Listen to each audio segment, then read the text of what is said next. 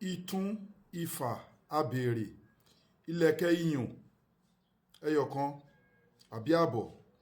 ìkó dídẹ méje ewé àti èpo igi àkókò ìyèrè kànáfùrù púpọ̀ pòròpórò ọkà bàbà tá a mọ̀ sí káràndáfì a máa gún gbogbo nǹkan wọ̀nyí lágùn mu ṣíbí kan láràárọ̀ a máa fi mu ẹ̀kọ gbígbóná àbí ká máa fi omi tó lọ́wọ́rọ́ lò ẹ̀kan oṣù láàárọ̀ ni fún obìnrin tó ń wojú Ọlọ́run ọba fọ́mọ kò bá wa jẹ́ pé wọ́n dúró sínú ó lọ́wọ́ ayé inú wọn fẹ́ jẹ́ kó finú ṣoyún kó fẹ̀yìn gbọ́mọ pọ̀n àbí wọ́n gbé nǹkan sínú womb ẹ̀ àbí wọ́n gbé nǹkan sínú uterus ẹ̀ sínú ovary ẹ̀ tó wọ́n fẹ́ kó conceive àbó ní too much of miscarriage kó gbìyànjú kó lọ ṣiṣẹ́ yìí kò bá dẹ̀ jẹ́ natural náà ni ó lè lò tó bá ń ṣe period ó lè lò kó tó ṣe period ó lè lò tó bá parí period wàá finú ṣoyún wàá fẹ̀yìn gbọ́mọ pọ̀n share fídíò ìṣúwáyé kó tó ṣiṣẹ́ àbítọ́ iṣẹ́ ìtàn nǹkan tó bá lágbára fi sákàǹtì àwọn ọmọ aláìní àkáǹtì nọ́mbà ní fún àwọn ọmọ aláìní 0123214254 account number fáwọn aláìní 0123214254 Wema Bank of Nigeria Global Dahiratu Dhikrlahi Islamic Organization a wà ní Òkè Ògùn Mádàgbàyàn Ìbẹ̀jú Lẹ́kì Ẹ̀pẹ́ Expressway Lagos after Ẹlẹ́kọ̀ ẹ wọ́sọ̀pọ̀ àbíkẹ́ kọlù wa lórí +234 810 913 1425 ẹ wọ́sọ̀pọ̀ àbíkẹ́ kọlù wa lórí +234 810 913 1425 ẹ farabalẹ̀ kẹ́ gbọ́ fídíò ìdílẹ̀kẹ́ dẹ̀ fi ránṣẹ́ gbogbo ẹ̀yin olólùfẹ́ Ọlọ́run ẹ gẹ́ẹ̀tì special powder halal powder yìí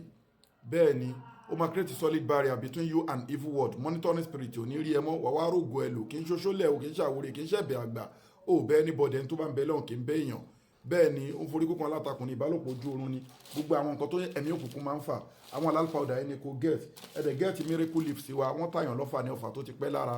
bẹ́ẹ̀ ni ó lọ́wọ́ ayénú lẹ́sẹ̀ ayénú ikú nìkan ni miracle leaf sí yóò lè wò òun àti all in one ẹ gbìyànjú kẹ́ get òun àti all in one first aid ni ẹ láti nílé all in one yìí náà prevention ni treatment ni cure ni ọmọdé lè lo àgbàlagbà lè lo ó wà effective gidi ó dẹ̀ gbà lábùkọ́ jẹ́ wà scientific approved bẹ́ẹ̀ ni ẹ ti rí so ó wà effective gidi èyíkéyìí nínú àìsàn cancer diabetes asthma ẹ ní ìdí ẹ òun àti miracle leaf kò ṣe máa ní kódà miracle leaf tó bá tún bọ́ìlì ẹ tó ń ṣe tó ń fomi ẹ wẹ̀ ẹ̀mí òkùnkùn máa jìnnà sí ẹ tí gbogbo nǹkan á dẹ̀ máa lọ wẹ́rẹ́wẹ́rẹ́ àtúnwá láwọn special package tá a máa ń ṣe fún obìnrin tó ń wojú Ọlọ́run ọba fọ́mọ bẹ́ẹ̀ ni a ní special package torí ètò ọmọ ó ní the guardian so a ní special package tá a ń ṣe fún ẹni tó bá wà nínú àìsàn èyíkéyìí nínú àìsàn ó ti lògùn sí kò lọ ó lọ́wọ́ ayé inú ó lẹ́sẹ̀ ayé inú ni ẹ gbìyànjú ẹ contact wa a ní special package kódà ẹni tó ní diabetes a ní special package fún wọn because gbogbo àwọn àìsàn tẹ́ ń wò yẹn lèṣù náà ni wọ́n ní duplicate ẹ̀ ní evil word so ẹ contact wa ọkùnrin tí wọ́n mú nǹkan ọmọkùnrin ẹ̀ tí wọ́n ń lò ní evil word ẹ contact wa tó ẹ̀rọ kò lè gbéná wọlé mọ́ ẹ contact wa bí sí ní láì tààlà ẹ get memory booster ìsọ̀yè fún àwọn ọmọ yín àti fún àgbàlagbà ọmọdé lè lo àgbàlagbà lè lò kódà kó jẹ́ ayé ló fẹ́ kó làákà èèyàn àwọn àti bulldozer med fibroid oògùn fibroid tá a mọ̀ sóyún ìju àti fún blockage too ẹ get caterpillar fún obìnrin tọkọtìyàwó tó ń wojú Ọlọ́run bá fọmọ especially fún obìnrin tó ní infection àbọ̀ tọkọtìyàwó ló lè lò so obìnrin tí sọmúroro ẹ̀dà tó ń dà láàmú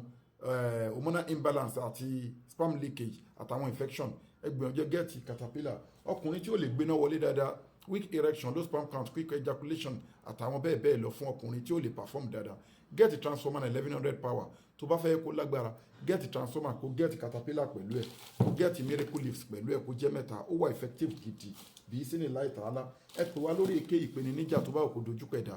bóyá ó lọ́wọ́ ayé inú lẹ́sẹ̀ ayé inú ẹ̀mí òkùnkùn dààmú èèyàn ó wà lóyìnbó bí aláìsí kò ríwèé gbélùgbà ẹ kọ́ńtàtì wa àwọ̀ ọ̀dẹ ní sick refugee fún yín láti evil world bẹ́ẹ̀ ni so ẹ kọ́ńtàtì wa lórí èké ètò àwẹ̀ wà tó legit ètò sàárà wà tó legit ètò àdúrà wà tó legit àwọn halal powder wà tá a lè ṣe fún yín yàtọ̀ sí àwọn product yìí a tún ta virgin olive oil black seed oil àti virgin olive oil òun láti nílé èyí tí rúkìá ti wà tó ti ta àti ṣe rúkìá sí ó wà ẹ get black seed powder náà ó wà effective gbogbo àwọn nǹkan wọ̀nyí ẹ láti nílé first aid ni tó dẹ̀ pé kí ni tó wà effective black seed oil black seed powder